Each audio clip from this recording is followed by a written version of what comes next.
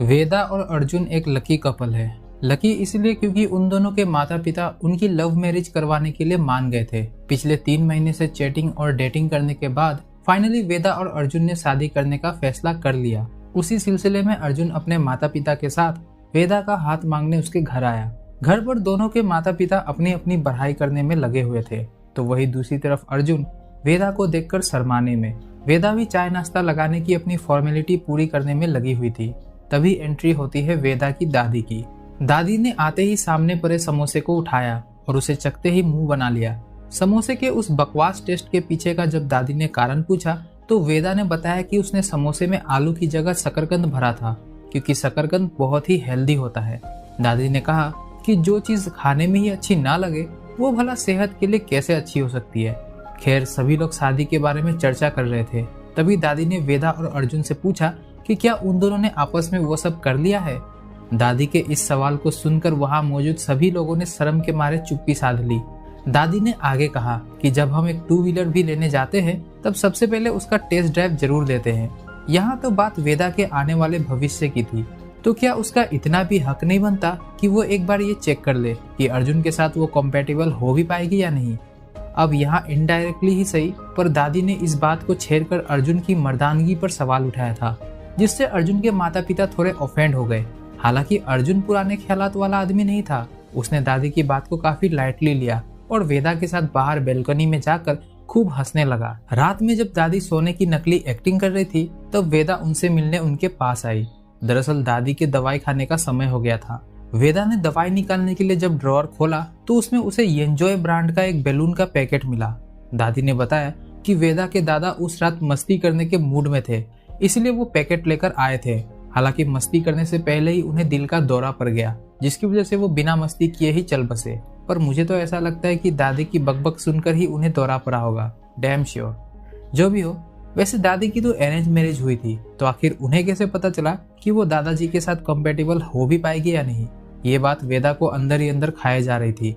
तब दादी ने वेदा को बताया कि उनकी अरेंज मैरिज तो सिर्फ अरेंज करवाने वालों के लिए हुई थी, क्योंकि शादी से पहले दादी दादाजी के साथ नदी के किनारे तो कभी गन्ने के खेत में और तो और कभी कभी रेलवे यार्ड में पड़ी खाली बोगियों में भी कंपेटिबिलिटी चेक करने जाया करती थी।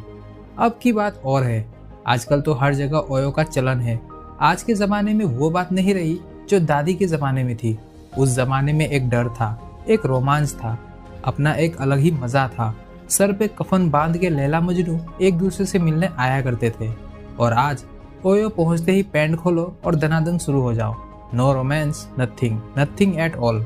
दादी के मुंह से यह सब सुनकर वेदा का तो शर्म के मारे बुरा हाल हो चुका था। वो उसी वक्त उठकर वहां से चली गई। अगले दिन वेदा के माता पिता ने किसी तरह अर्जुन के माता पिता को शादी के लिए फिर से मना ही लिया। अगले महीने के 28 तारीख को मुहूर्त निकला। वेदा के पापा ने जब यह खुशखबरी वेदा की दादी को दी तो दादी ने उसी वक्त शादी में शामिल होने से मना कर दिया। दरअसल दादी चाहती थी कि वेदा पहले अर्जुन के साथ कॉम्पेटिबिलिटी चेक कर ले। इस पर वेदा के पापा भड़क गए और कहा कि क्या अब उनकी बेटी हर पराये मर्द के साथ अपनी कॉम्पेटिबिलिटी चेक करती फिरे। एक सुबह वेदा घर लौटी। दादी के पूछने पर उसने बताया कि वो अर्जुन के साथ कॉम्पेटिबिलिटी चेक करने ओयो गई थी। दादी ने ना बाएं देखा ना दाएं, सीधे मुंह खोलकर ओयो में हुए एक्शन सीन्स के बारे में वेदा से पूछने लगी।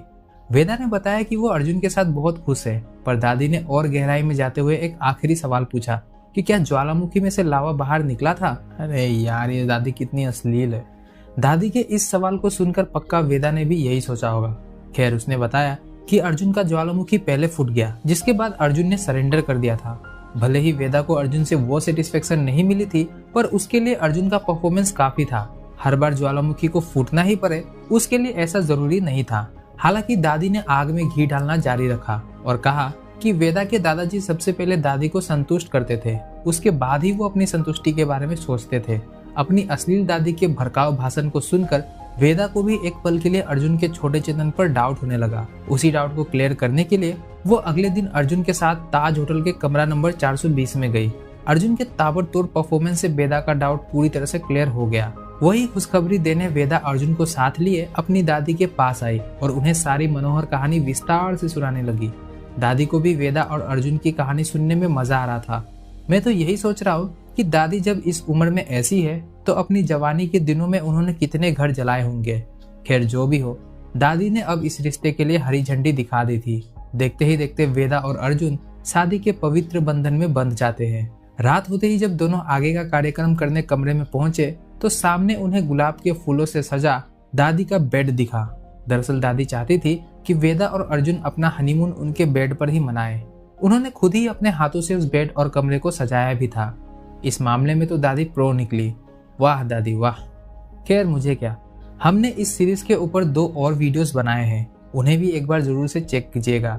बाकी इसके आखिरी एपिसोड का एक्सप्लेनेशन बहुत ही जल्द आने वाला है। तब तक के लिए टाटा बाय बाय।